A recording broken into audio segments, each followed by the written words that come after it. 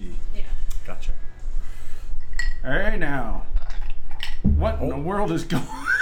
What in the world is going on here? Welcome to the Tuesday On Track Tuesday Roving live stream. We know what's going on for sure. So we have some explaining to do. I'm your host of the regular TSG Multimedia channel. You know who I am. My name's right here. That's my index finger, not my other finger.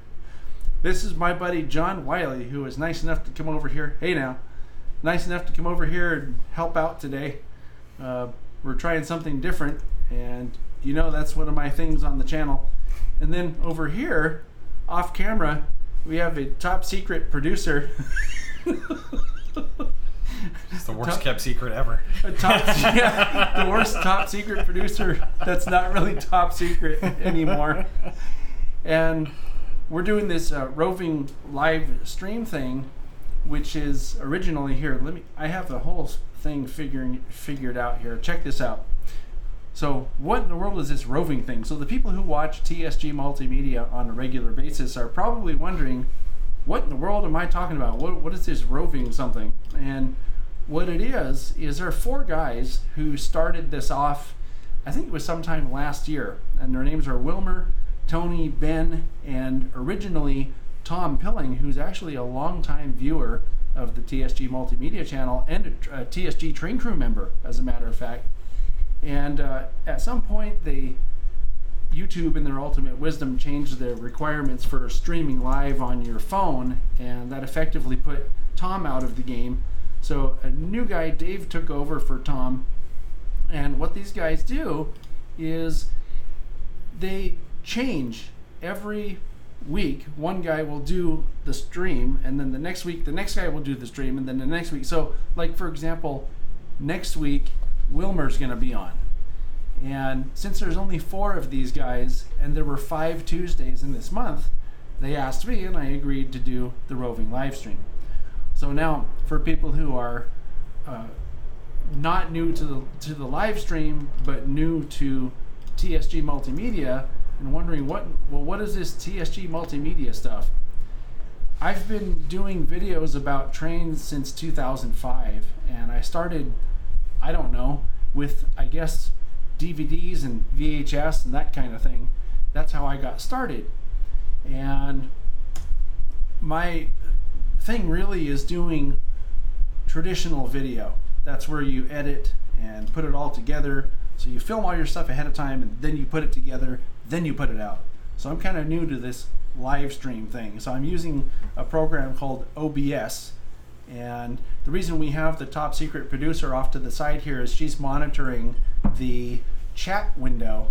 And if anybody has a question for either one of us about the topic that we're going to cover here, which I'll get to in a second, just type it into the chat window and she'll let us know. So, what's the topic, you say? I ran a poll on my channel last week, and I gave people a few options, and 64% of the respondents to the poll said they wanted to discuss the difference, or compare and contrast club layouts versus private layouts. So I thought about this, and I've come up with a whole bunch of ideas for myself of what I think. And now John's been involved with, it's not really a club, but people there sometimes... Technically no, but in practice, yes. Right? And I got involved also with the South Bay Historical Railroad Society, which is the one I'm talking about. That's where I met John, actually. And so I brought John over John volunteered to come over. I invited him to come over. Thank you for coming. I volunteered? You volunteered. Oh, okay. I appreciate it. You're welcome. Okay. Because he knows about this stuff and has been involved longer with the SBHRS than I have.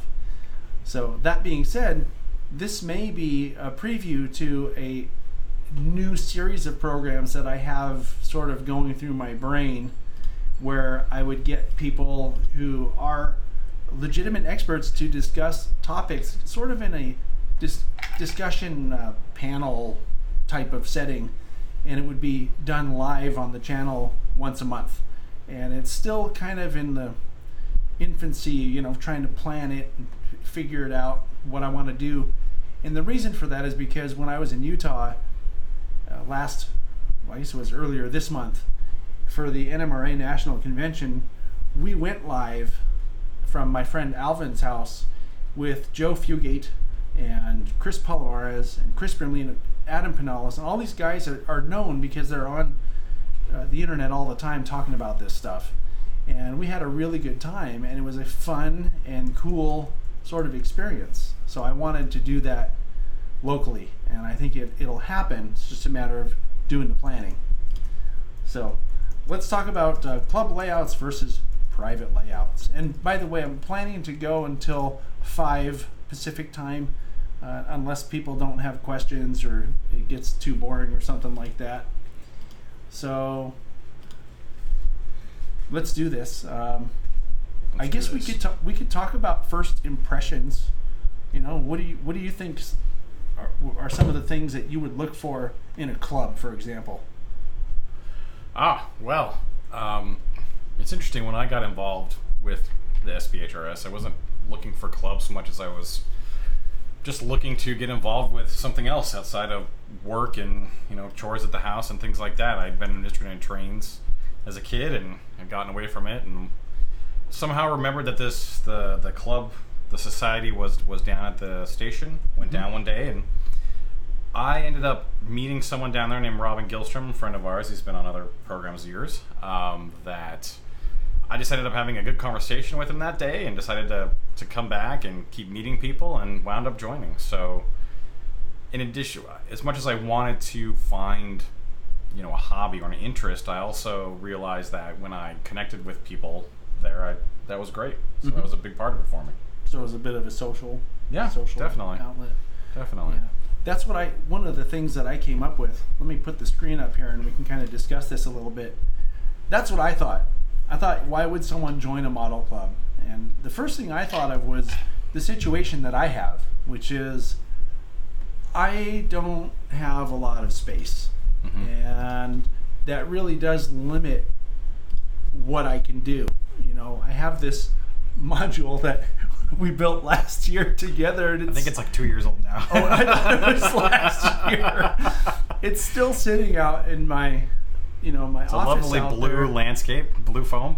Yeah, with no track and no nothing. It's it's a desert. It is. It's a desert scene with nothing. Like Pluto or something. Yeah, it's ice. Yeah, it's an Arctic. It's Hoth. Oh, yeah, that's what it is. So I have this thing, and it's just sitting out there. Honestly, I don't have time. But say I wanted to run trains. Well, I do have trains, but I don't have time. Well, the SBHRS, for example, has a big layout that's getting bigger. Two big layouts, yeah. Right? So I could go run trains there, and I always make time to volunteer doing something because I feel obligated, and I think that the work that we do as a museum is very much worth it, because part of my thing's preserving history. So that's a big deal for me. Not all model clubs preserve history like the SBHRS does, but I thought that was a cool thing. I don't have space for a layout. What if you wanted to learn how to do things? Usually there are people there who know stuff that you don't know.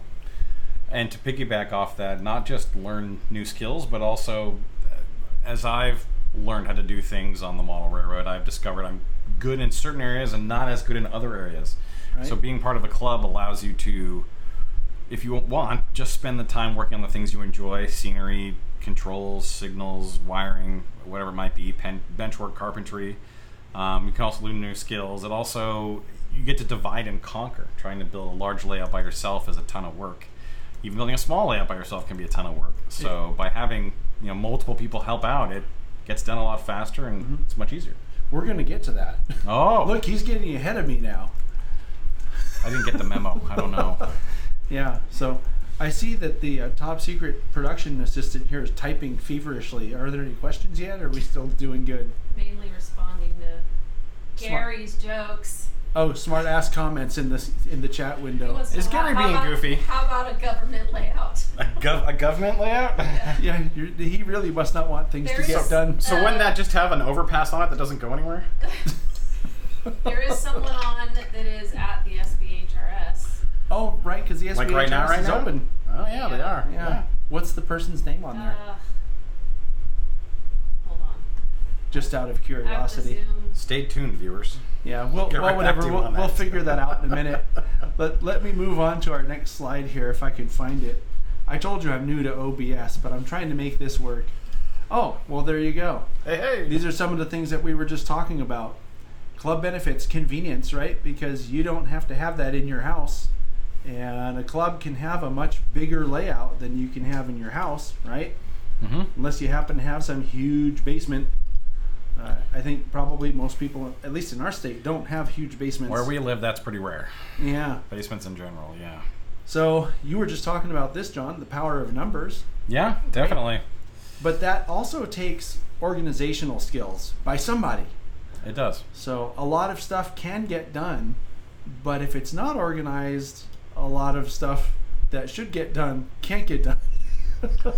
That's true. So, and we have a large group, and we've definitely learned as time has gone on that you won't always get everything done, and learning to prioritize is a skill that has to be learned. I know that sounds kind of self-explanatory, I think, but it's not obvious. It's not obvious what to do first every time, or what needs to be prioritized. And for us, it's not just building layouts. It's also running the organization, keeping up the museum, keeping up our library, building maintenance.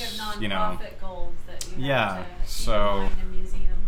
yeah. we do, but really the heart and the soul of it is the model railroads, and it's what brings people in the door 99% of the time, and it's what keeps people interested. Yeah, it's definitely the draw for most people, and it's a good thing to bring kids in too. So Yeah, for us, that's one of the things that makes us unique is we do encourage young members.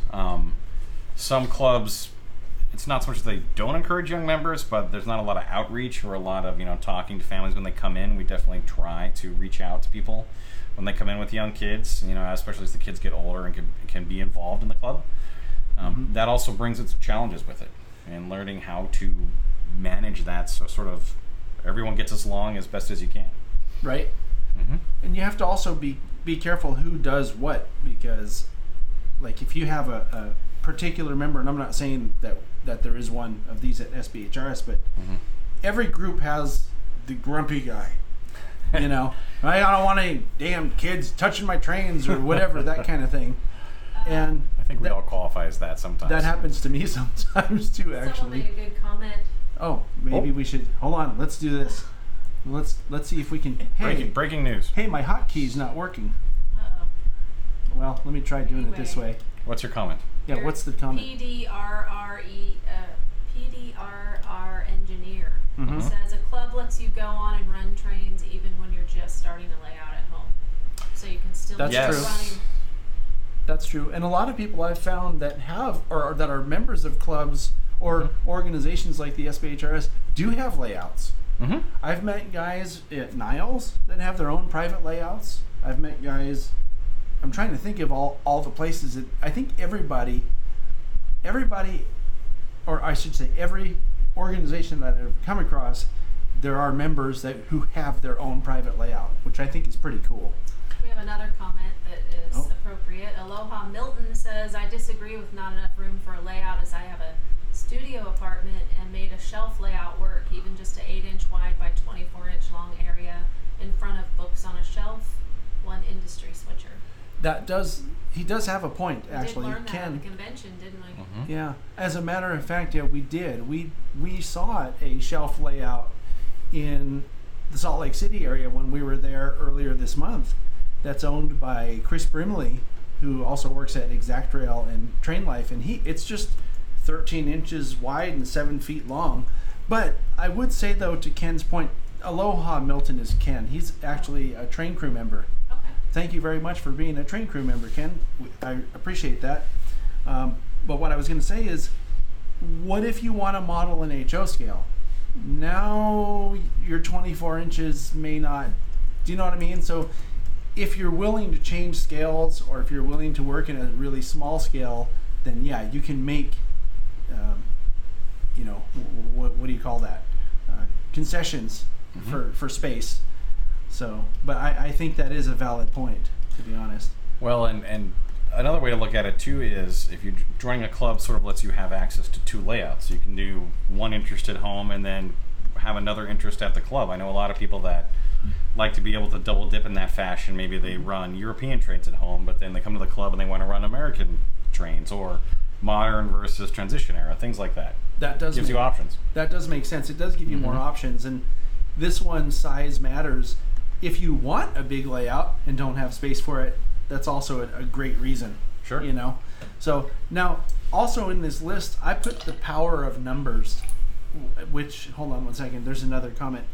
When I said the power of numbers, I was talking about, synergy, because, like, for example, if you have one person who's willing to manage a project, right? And you do this a lot, where we'll have a solder party or something like that, where a whole bunch of people come into the depot, and you're just like, okay, here's what we need to get done.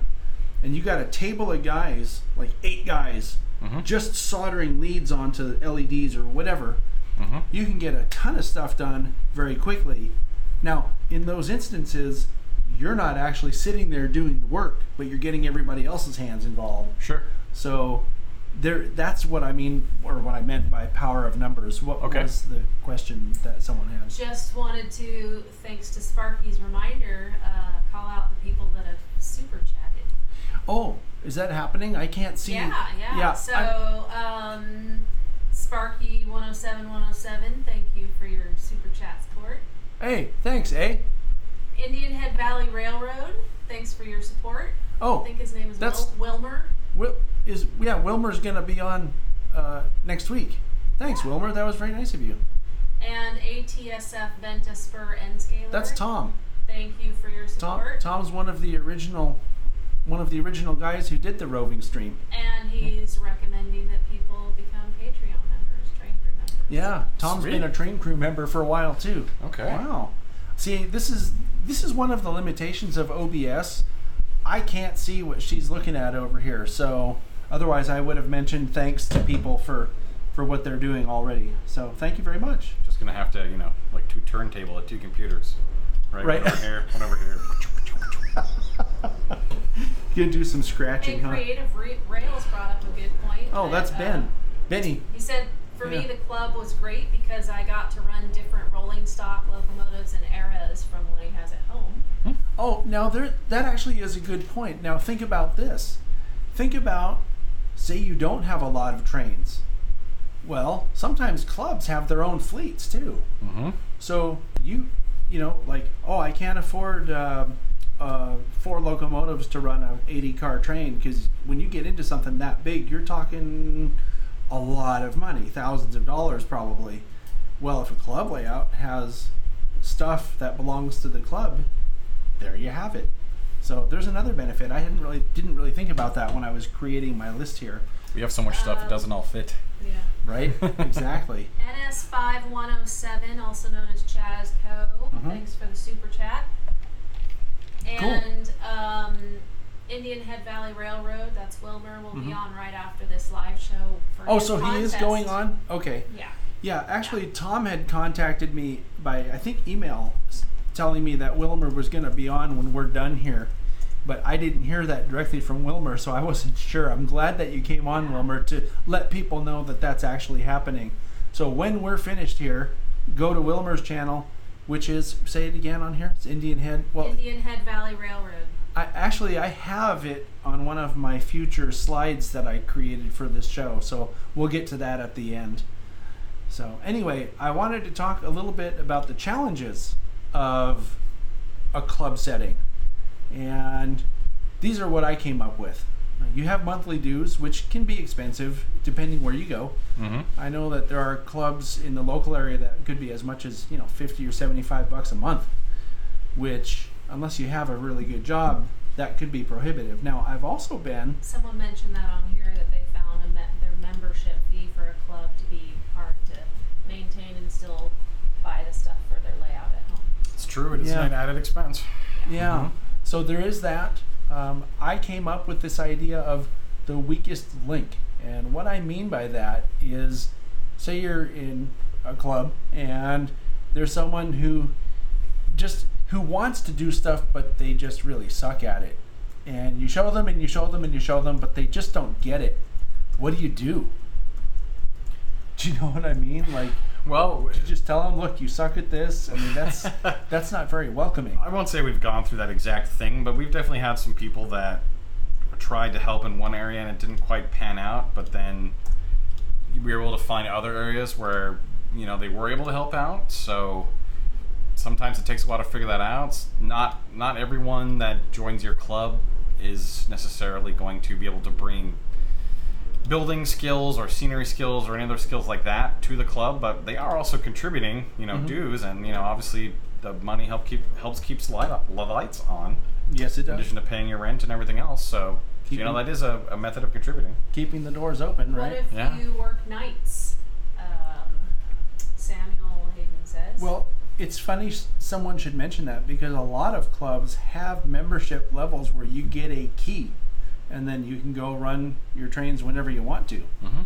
So if the club that you're looking at or considering doesn't have that, then maybe consider looking into finding one that does. So, and you know, there's something that, and maybe we can explore this topic later, but some private layouts are run like clubs too. Yeah. So, you know, there's a kind of a hybrid. I didn't really put it in the show notes to talk about that, just because it's getting into, you know, there's 101 ways to do things, and you can't cover every single topic or every single aspect of that. Aloha Milton made a good point. Find their skill. It might be making Firehouse chili, not scale models. So you can feed the modelers. This is true. And learn from them. Yep. You know, that's true. Mm-hmm. Yeah. Or clean the bathrooms. Cleaning bathrooms is important. That's always needed. And if you're making Firehouse chili, you might need to clean the bathrooms more often. Oh, jeez. You knew I was going there. Send your comments too.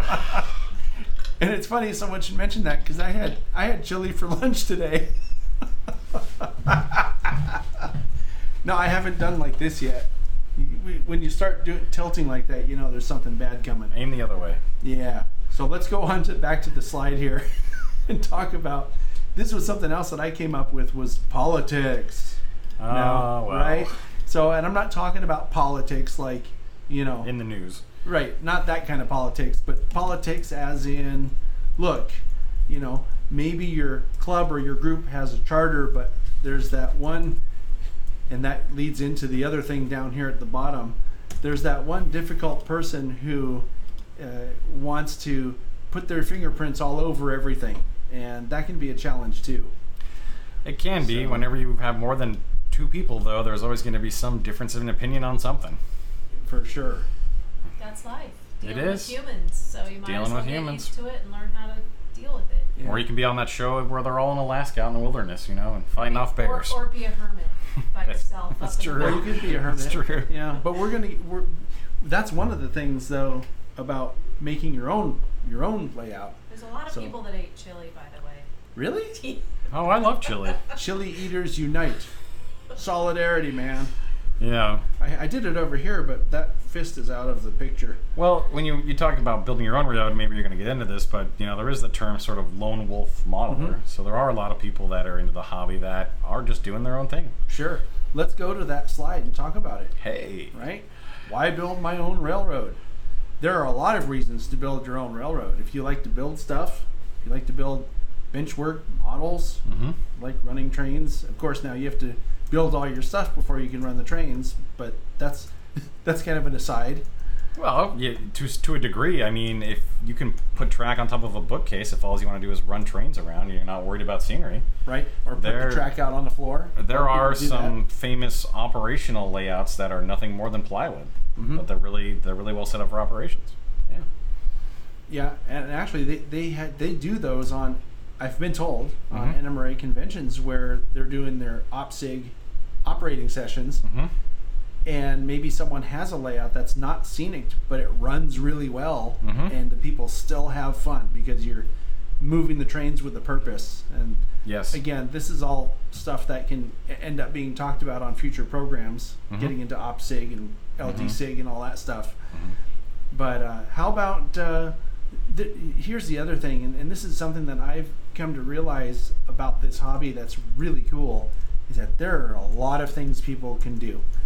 You can research, you can, build stuff or tinker with electronics or fix things, or there's electronics, there's design, there's measuring, and there's woodworking. There's like everything that you can create with your hands is encompassed in this hobby. And I think that's why a lot of people refer to model railroading as the greatest hobby, in the greatest hobby in the world. Well, there's lots of hobbies within the hobby, so yeah, it's true. there's plenty of rabbit holes you can go down. It's true, and there's something really for everybody. Maybe if you're into that research, for example, and you can remember details about everything. There are certain people who are really good at that. I can't remember anything, but other people are very good at that, and you can learn stuff and share that knowledge with other people, and I think that's pretty darn cool. So let's talk about. Aloha Milton says he went to industrial design school. Model railroading is perfect because it demands they practice every single skill involved. So yeah, that's kind of what I'm talking about. There's a lot of stuff that you can learn, and a lot of stuff that you can get really good at. Gee, Sparky 107 says he has to say, I do kind of like that shirt you're wearing, John. Oh yeah. Wonder what the back looks like. I wonder why. Oh, I'm not going to turn around. I don't you remember. can turn around. I can't turn around. Let Yeah, me you see. can. Scooch What does the back look Oh, like? come on, Come dear. on, There you go. come on. No, What does it look keep like? going, keep going, Keep Is it going. there? keep going, Keep keep going. going, I'm keep going to going. crack my back. Just turn the chair, man. I'm going to move everything. Okay. So Sparky 107 has seen on YouTube. Good day. Model Good day, We got a- model railroaders. We got a Conrail on there, 7881 Jeep something or other, I'm guessing. Good day, model railroaders. That's Dave's line. Good day, model railroaders. Hey, Who's Dave? Dave Sparky 107. Ah, Yeah, he was out here. Oh, I don't think you got to meet him when he was here. I didn't, but you guys went to Sierra or something? We did not go to Sierra. We went to Sacramento. We went all kinds of places. So It was something a lot to of fun. add to this conversation, Dave BNSF N scale says, hard to teach us old dogs new tricks. But what does he mean by that? You mean like getting kids away from the railroad, or I don't know. It just depends on if you want to learn new tricks or not. If you don't want to learn new tricks and new Right. tricks work, Right. there you go. Right. If you don't want to learn tricks, then maybe do your layout at home. I don't know. Well, then you have to deal with your wife. If you have one. Oh, that does matter, huh? And yeah. Moving on. We're moving on. Moving on. Let's talk about the benefits of a private layout. Okay, that was my first one that I came up with. It's very close to home. As somebody who hates driving places, generally speaking, that means a lot to me. And what about doing stuff in your leisure time? What's leisure time? In your underwear. Come on now. In your leisure wear. In your leisure wear. I would have thought the top thing under there would be, I can do it in my underwear. Oh. Who needs underwear? Just do it naked. Oh, okay. That's too much. That way, if you eat chili and you have to run to the bathroom, it's quicker. Oh, okay. Come on. So what I meant on this list by leisure time is the fact that if you find yourself with some leisure time, you don't have to drive somewhere to go do something with it. Okay, because driving cuts in. When I used to work for a retail company, they had stores everywhere, and they would put people 50 miles away from home, and that really grated on me because that was an hour and a half each way, which adds up to 3 hours of driving through traffic to go waste 11 hours or whatever time at work. And I think of stuff like that. So if you have a half hour to and from the place where you're going to go spend your leisure time, you just lost an hour of leisure time. So having a layout at home, hey, guess what? It's in the basement, or it's in the spare room, or it's in the shed outside, or whatever. It's a lot quicker and easier, and you can make more use of that leisure time, especially when you think about it, how rare it is for some people. Think about you. How often do you have leisure time? Varies. quite a bit. You understand what I'm saying? If you have a spare 30 minutes, you can go do something instead of spending that 30 minutes driving to. That's true, but you also don't have to have a whole layout for that. You know, it just needs a spot in your wherever you're living to work on a project. Right. So you could build a model. Sure. Yeah, that's true. You could build a model to go take to the layout. So, but a lot of us build things for the layout in that time. That's true. Which reminds me, we still have to do an LED thing one of these days. Sure. John's here is Mr. LED guy. He puts these amazing little models on the layouts that have lights in them, and we were talking about doing that for a long time. I don't know what happened. A lighting video? I know what happened, Mr. Oh, I'm not going to go chase the big boy. Oh, I'm going to chase the big boy. Oh, I'm not going to the national convention. Oh, I'm going to the national convention. I've been I'm going to go to Eli. Oh, I'm going to Eli.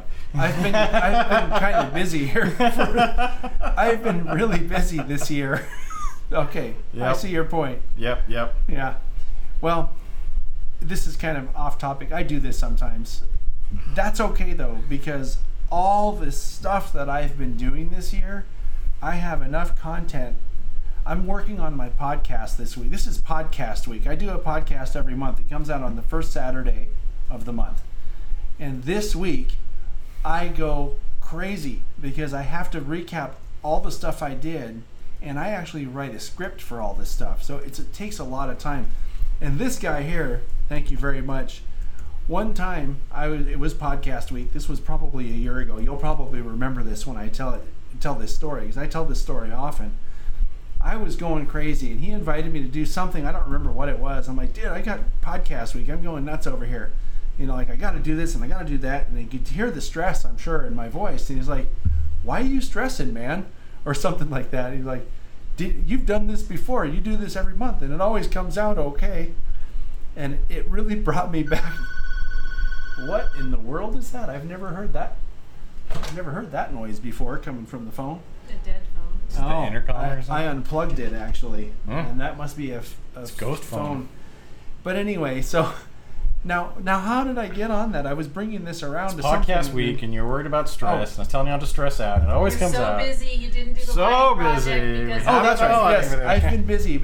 That's right. And I was talking about doing the podcast. So part of what I'm going to talk about on the podcast on Saturday is how many projects I have the material for, or that I have scheduled or in process. And honestly, I think I'm good through the end of the year. Yeah, it's been a long time since I've heard you say, I don't know what I'm going to put out this month or this week. I don't know that I've ever said that. So anyway, yeah, so actually that feeds into this discussion about this, modeling. I also have projects that I've been meaning to get to that are DCC installs into some N-scale locomotives, into an HO scale locomotive that I'm going to make videos about. I just haven't had the time to get around to doing it. So it's a good problem to have. I guess so, yeah. Anyway, let's go back to the screen real quick, because there's one of my favorite things is on here. No specific commitments. And what I meant by that was, I know that some layouts have requirements for participation, and with your own, you don't have that. So that could be a benefit to having a private layout. I know that a lot of organizations should have. Now the phone's giving me some other. Just put it back on there. Yeah. It will bother us no longer. It has nothing connecting it. But if Publishers Clearinghouse is trying to tell you you've won, the call won't go through. I can't hear. Hello? Hello? Remember, They can't see that right now. Oh, you're right. I told you I was new to OBS. We're trained professionals. We swear. Yeah. Anyway, the last one, and this has become a catchphrase of mine now, which is, hey man, it's my layout. Right? This is one of the things that you do what you want, and if somebody wants to complain about it, too bad. They don't get to have a say in your layout. You can't really say that necessarily with club layouts. Mm-hmm. So do you have anything to add about club layouts there? Because we're going to get to the challenges next. Club layouts? I'm sorry. You mean private layouts? Private layouts, yeah. some people talk about what they would say a chainsaw layout, which would be a layout you're learning on, a layout you're just trying to build certain skills, and you're not worried about it coming out perfect. So I think that's a pro and a con. I think it can be a pro because if you're just learning on a layout, you don't have to. You can be easier on yourself if you make mistakes or things don't come out how you plan, things like that. But the con could also be that, depending on your budget, if you only have like one shot at making a scene or building something, it can be tough if it doesn't come out right. Sometimes with the club, depending on the club and what resources they have, you can have more than one attempt at trying to get a building to come out or working on something. They're reticent to show their work in front of other people until they feel more confident about themselves. Yeah, and I've personally gone through this a lot over the years, and lately I've just gotten to the point where I'm willing to have things come out badly, poorly, much more so, right? Like the first time I do something that doesn't really pan out, I don't get as bothered by it as I used to. So just redo it someday. Yeah. Well, I mean, there's that whole saying about, experienced people just have made more mistakes. And That's true. People who are good at stuff got good because they messed up. Yep. And there's nothing wrong with that. Just don't let it stop you, is the point. Yeah, and that is a point. And, I guess I could also go into one of the cons I had under the club layout scenario was difficult personalities. And that could be someone who's kind of a dick, like you do your best job and it didn't turn out so good, and they're going to point out everything wrong with it. Now, there are ways to do that. Constructive criticism versus there are asshole criticism. Constructive ways to do that. Is that the technical term? Yes. There are ways to do that. And if someone comes in and says, "Hey, what do you think about this?" Now you've opened yourself up for it. But if you're going to do that, you also have to be prepared for someone to be brutally honest too. The flip side to this being, though, in a club environment, there are also people that will help you and encourage you. So when it doesn't come out the way you expected, not only will they encourage you potentially to do better, they can also show you ways to overcome whatever you ran into. Exactly. Or a different technique or a different method. Well, that's part of the burden of being part of a club, is that you're a supportive person of people that are learning and maybe not as far as long as you are, right? Yeah, you have to be that guy. You have to be the supportive, encouraging person. Yeah, you have to be that person. Oh, someone called him jackholes. Yeah, that too. Jackhole works. Thanks, Norman. Is it Norman Rowe? Yeah. Oh, thanks, Norman Rowe, and thanks for your continued support. So let's talk about the challenges of a private layout. And these kind of go into, the pros of the club setting. The first one especially, space. I don't have space. I really don't. Even for a shelf layout, which we're quite familiar with. Yeah, I don't have space for a shelf layout or any kind of layout. Now, if I went into Z-scale, maybe, but honestly, a shelf switching layout in Z-scale would be extremely difficult to operate because you can't uncouple those little things. Oh, I'm sure there's people that do it just fine. And put them back on the track. I'm sorry, I'm not going to wear my Optivisor thing. I bet you would have room for shelf layout if you had slightly fewer drum sets. Well, I do have 2 drum sets. I guess it's all about your priorities. Huh? Yeah, it's not like you live in a box. Right? And talking about drum sets, that goes into my second one. I don't have money for a layout because I bought 2 drum sets. All this fancy camera gear, and lights and mics and stuffs. Well, I do the video stuff though for work, so I do have excuses. I don't have excuses for the drums, though. I don't even really play those things anymore.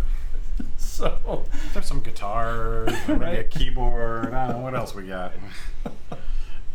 I found a bass that I didn't even know I had in my garage. Oh, bonus bass, nice.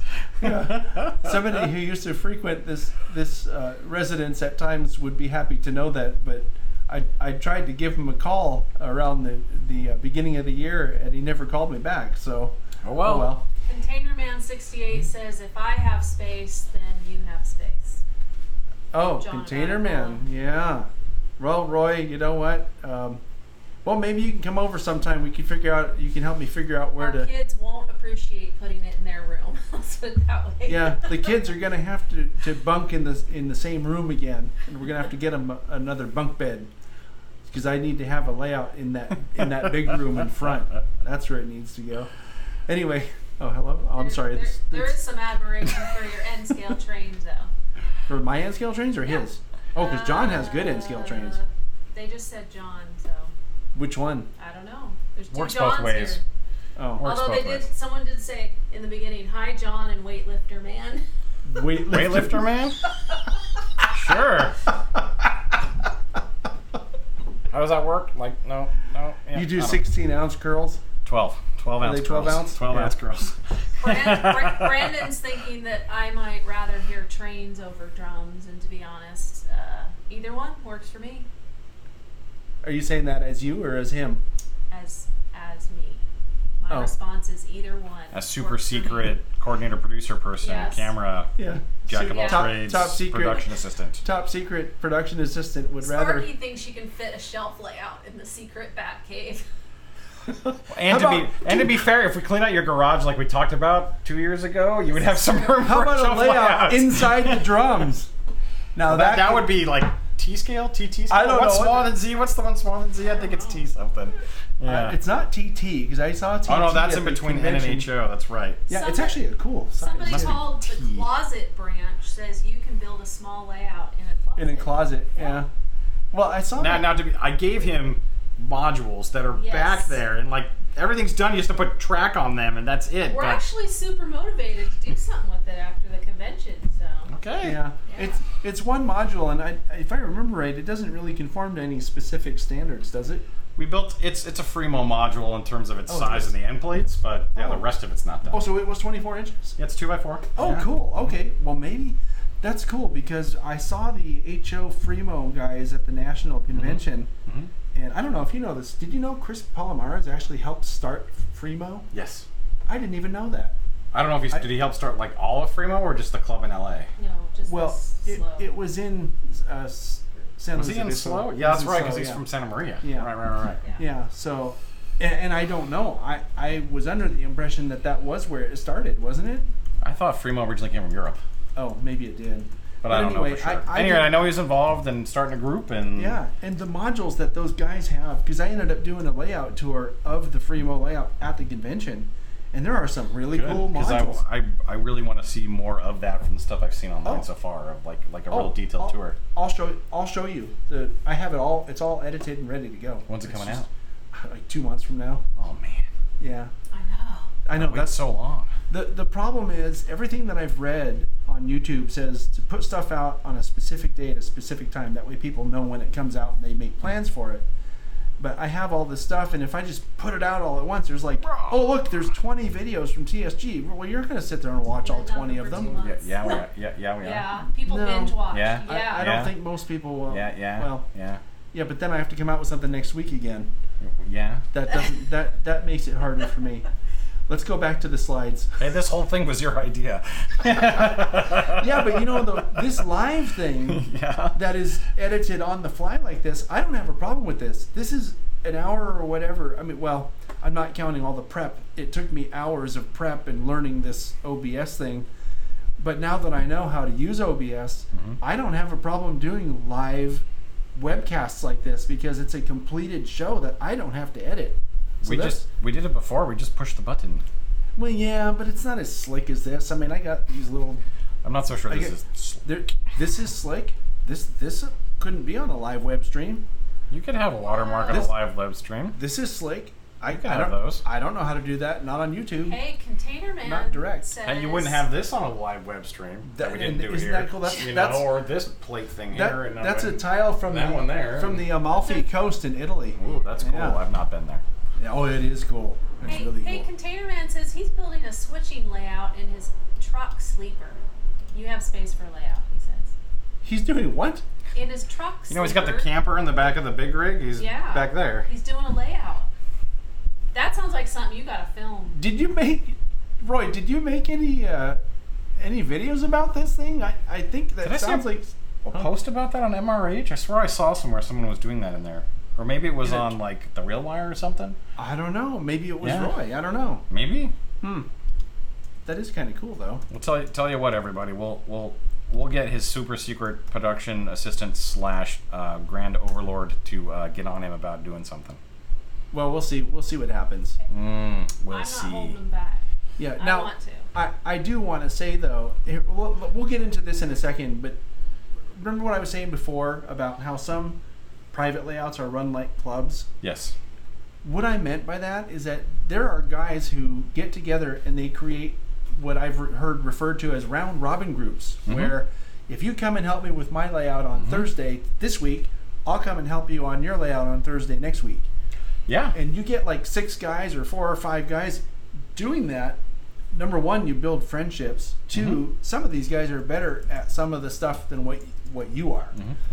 And a lot of the really excellent private layouts that I've been to were built that way. Oh yeah. You know, now sometimes you have your own personal project that you want to make it really specifically to your standards, to your specifications, and you do it on your own. And I get that, and I respect that. Hey man, it's your layout.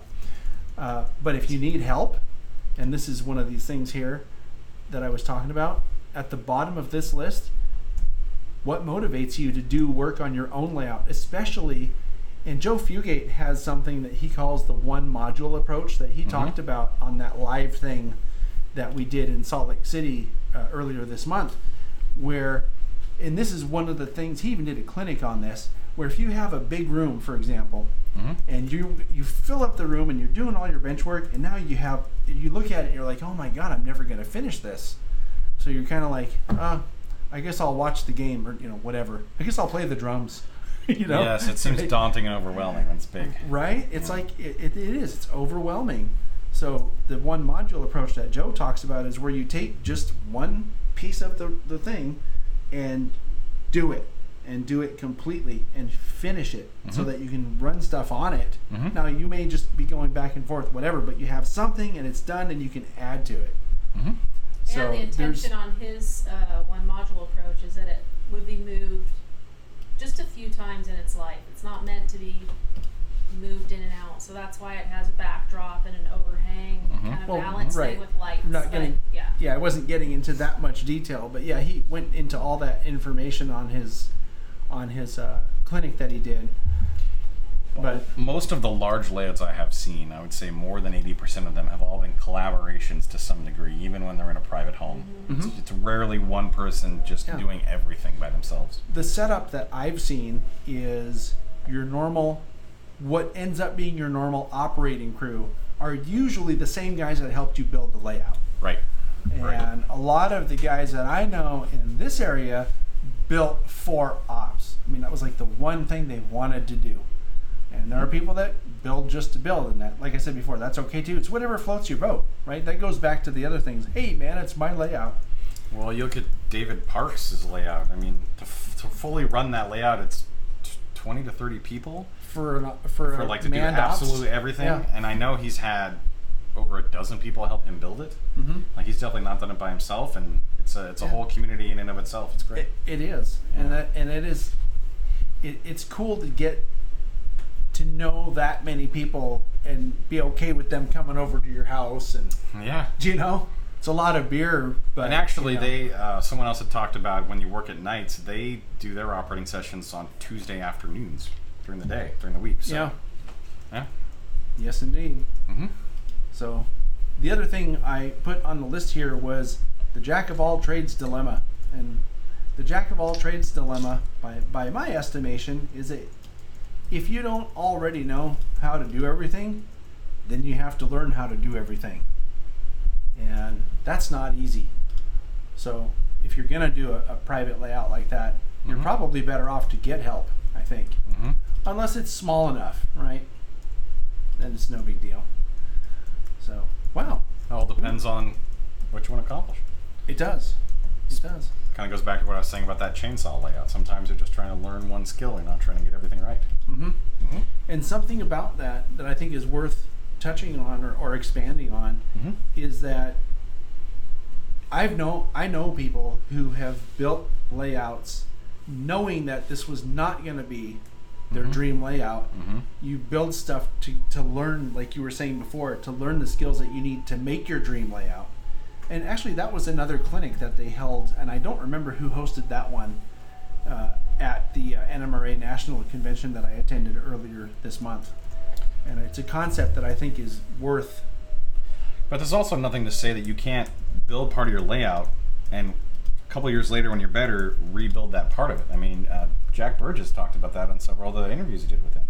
That he went back and redid parts of the Yosemite Valley as he learned new techniques or found out new information or figured a better way to do it, or even originally part of his room was his workspace, but then he moved his workspace into a different room, so he had more space for the layout, so then he expanded the layout. Yeah, but he also talks about what I talked about a minute ago, which was he built a full layout knowing that it was not going to be the layout. Mm-hmm.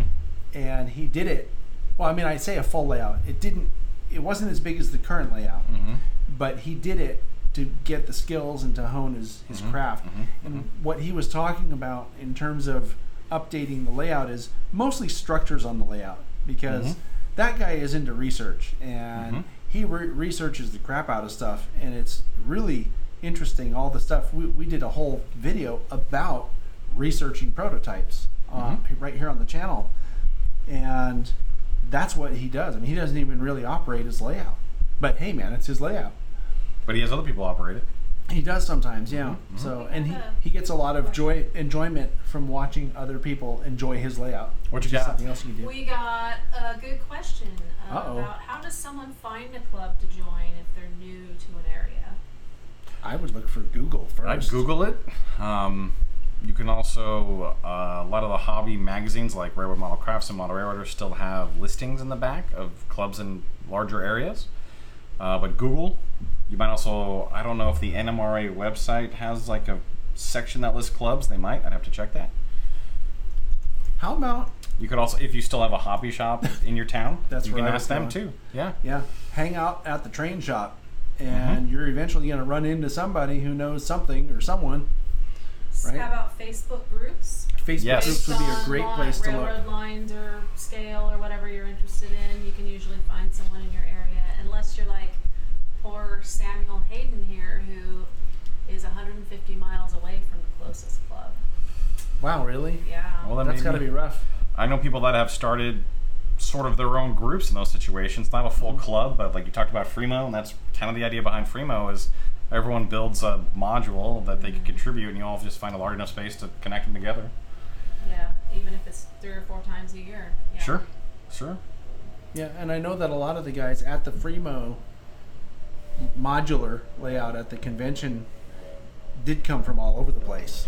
That is something I've discovered about model railroaders is that they are road warriors, man. A lot of people think nothing about driving 8 to 12 hours for like a single day convention or a weekend. And they do. And they do it all the time. Yeah. Do you know who was at the convention? Loading the trailer, unloading everything. it, reloading Everything. it. I mean, Yeah. it's a lot of work. Do you know who was at the convention? And I was surprised to see them there, but happy. The Baz Boys. Well, yeah. The Z-Scale guys from right here. If you think about it, Salt Lake, it's because it's a big convention that's, still on this side of the Rockies. So, yeah. Yeah, that was really great. I saw Mickey and Jeff.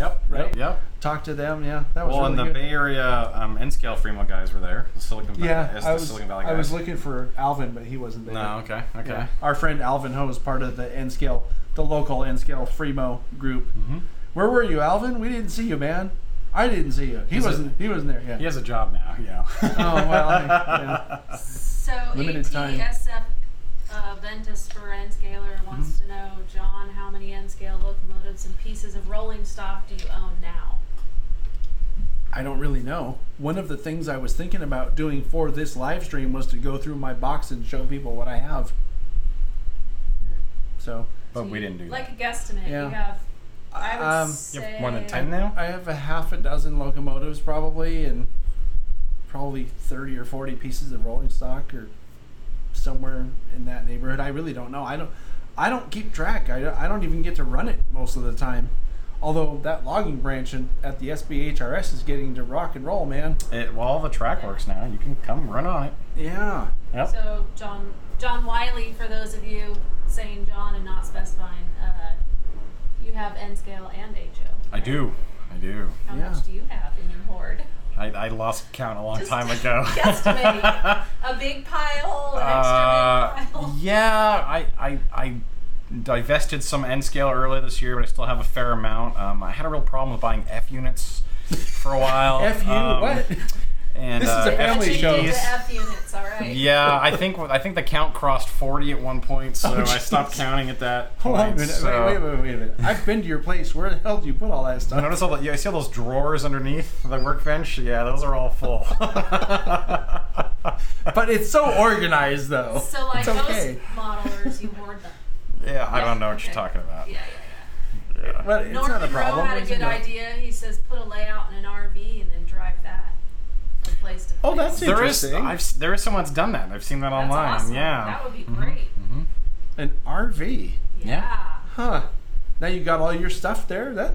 That's an interesting idea. You'd want to make sure stuff's well secured to the base, though. Feel a little bouncy. Yeah, for sure. Is there more questions? This is good. I like the interaction, and I'm glad we were able to do this. Any more slides you want us to cover? Yeah, let's do another slide here. We're getting down to the end, though. So we can do. Yeah, this is the end. Okay. I was talking about the challenges of a private layout, and the last one down there. I think I kind of covered that. Not having any help, and like for example, that one person who mentioned that the nearest thing is 100 miles or 150 miles away. That's hard. And if you built your own layout, how would you get someone to help unless you had someone local? Well, that you brought up, that gives me the idea. English, yes. Right. I have mixed feelings about social media personally, but with the Facebook groups, there are a lot of people that share what they're doing on Facebook, and they get positive comments or good feedback on it. It's not just random people making noise. And I know there's a lot of people that are remote, and that's sort of how they connect with other modelers and find out what they can do through social media. Yeah. Facebook groups, and I guess to a large Instagram's definitely becoming more popular within the hobby as well. Yes, it is. Yeah, I think that social media, and that's something that I've talked about really at length over the years on podcasts and that kind of thing, that social media really, I think, is the future of the hobby because, I think we all know a lot of the clubs and groups and historical preservation societies and all those kind of groups are kind of aging out. Do you know what I mean? And they know that, and they're concerned about that. But some of them won't go to social media, and you have to. The hobby's not dying; it's changing. Aren't you our social media director? I don't think so, not officially. I think you volunteered to do it at least twice. I don't think so. I know that I've posted stuff to the page as one of a few people that are allowed to do it. I think you're the only person that's posted to the page in like the last few years. I guess that would make me the. We should talk about that later. That makes me the social media director, even though I didn't volunteer. Did you know you volunteered for that? I don't remember that. So Norman has a good point that there should be a geek squad for model railroaders to help with DCC and computer-driven issues. Do you guys know of any type of group, Facebook group or for something? sure. Facebook groups for sure. So I know specifically there was an ESU lock sound installations group that people get a lot of help on. There was I guess there still is a JMRI Yahoo group, although it's not Yahoo anymore. It moved to something else. Groups.io. I think it's IO groups. Yeah, there's probably a Facebook equivalent. I haven't looked yet. For JMRI? Yeah. Well, hold on a second. How about JMRI.org? They don't. JMRI.org has like manuals and whatnot, but they don't run like an active forum on it. I swear I've seen a forum someplace on JMRI.org. I swear I've seen it someplace, and there's every question and every answer that you could possibly think of there. But I would say Facebook. There's a number of online forums, websites that are good too. The Railwire is one that I frequent often, and there are a lot of good questions and information there. There's also Trainboard. For N-Scale specifically, there's nscale.net, and I'm sure there's probably 10 more that other people know about. Yeah. But yeah, definitely the internet, Facebook, and you can just Google a question, and a lot of times it'll find a forum article or a Facebook post. One thing I would recommend or caution people about is to try to learn enough so that you can recognize who actually knows what they're talking about. Because I've seen people ask sort of basic questions, and some of the answers on Facebook that I've seen, I'm like, no, it isn't. I'm not even into this stuff, and I know that's wrong. Whatever it is. So you do have to become sort of an investigator. Like you need to have a good BS detector. Is what I call it, or a BS filter. Do some initial reading online. I know that's what I would say. Like school, read up. You need to research, right? Yeah. Read up on whatever you're... Do your homework. Well, because two things will happen. One, you might find the answer that you're looking for anyway. But two, it will give you a BS detector so that if you ask somebody... I'm trying to think of an example that I saw, but I don't want to do it because, somebody watching might be like, hey, that was me, or something like that. But just read up so that you know how to spot the experts. Because if you don't know how to spot the experts, you're going to probably waste time and go down all kinds of... Make mistakes. Make unnecessary mistakes. And that's really what I'm talking about. You don't want to make unnecessary mistakes. You want to only make mistakes that... Make only new mistakes. Exactly, I was going to say.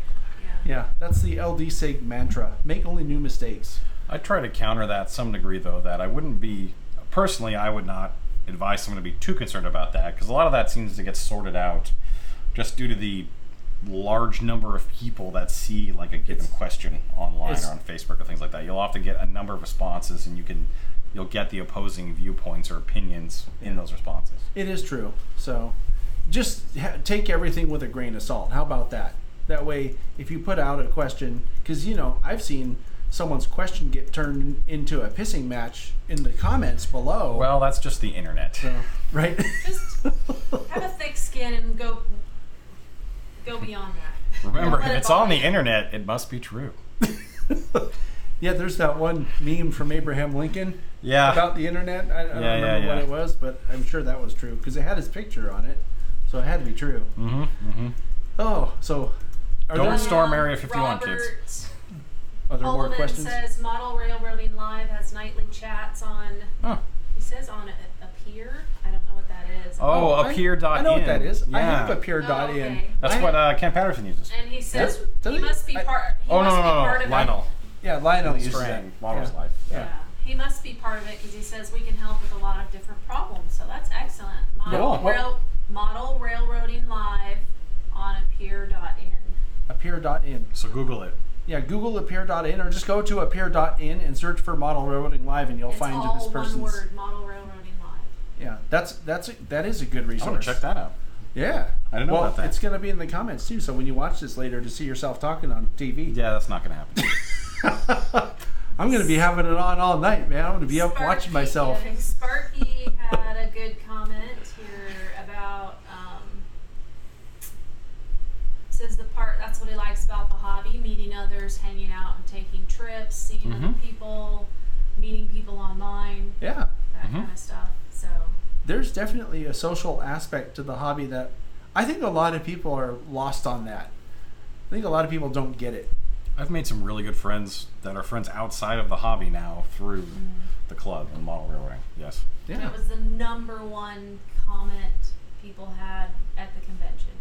Yeah, it was. People came for the trains and stayed for the friends, or something to that effect. Well, most people came for the people. I mean, as much as anything. Right, but you started off coming for the trains. True. So, true. Yeah, that's one of the things. I'm working on a program about the NMRA convention and the National Train Show, and part of that process was talking to attendees and asking them, go on camera and talk about why you're here. Why did you come from wherever you came from? Because most people who were there don't live in Salt Lake City. Or this would be true of any national convention. Next year it's going to be in St. Louis, right? And the people there, I guarantee you, will tell you the same thing, because they're the same people, that they came to see their friends. And 2021, it's here. It is. That's right, Santa Clara, 2021. Yep, there's all kinds of neat stuff going on, and I'm likely to be involved in some of that, which we can talk about off camera. So let's go to the next. Are there any big questions, burning questions that people have? Should we keep this open for another minute here? Or? No. We're over time. We've gotten pretty much. Okay.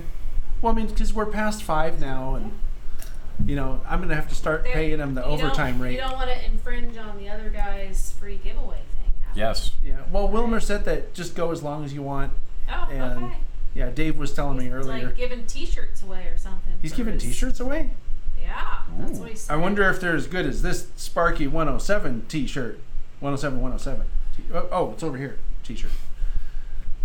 Paul Lydiard said talking to the folks at the train show was great. Paul Lydiard was one of the people at the train show, I should say. He was one of those great people at the show. He was one of those great people. I remember that, and I've been seeing Paul post on, I think, Utah Rails Through the Wasatch or something for a long time, and I didn't even know this, and he didn't mention it because he's not the kind of guy to brag about stuff, that he works on Frontrunner. Did you know that? Cool. Yeah. Yeah. Yeah, I think Paul might be part of that Rio Grande Historical Society group. They met a lot of new people there this last time. Should have gone, dude. You would have really enjoyed it. Alvin said he's really disappointed John Wiley didn't come. See? Alvin, you still have my engine. What? Yeah, he still has my GS4. You don't tell him. Wait, which Alvin? Alvin Ho? No. You're talking about not Alvin that Gilbert. Alvin Ho? Oh, Fabio. Alvin Gilbert. Fabio. Oh, Malacca, bro. that's I mean- right. That's right. Yeah. John. Hey, the only reason you know all those guys is because I dragged you to the N-Scale convention. Where I we met all know. those guys. I owe it all to you, That's dude. right. Where's my kickback?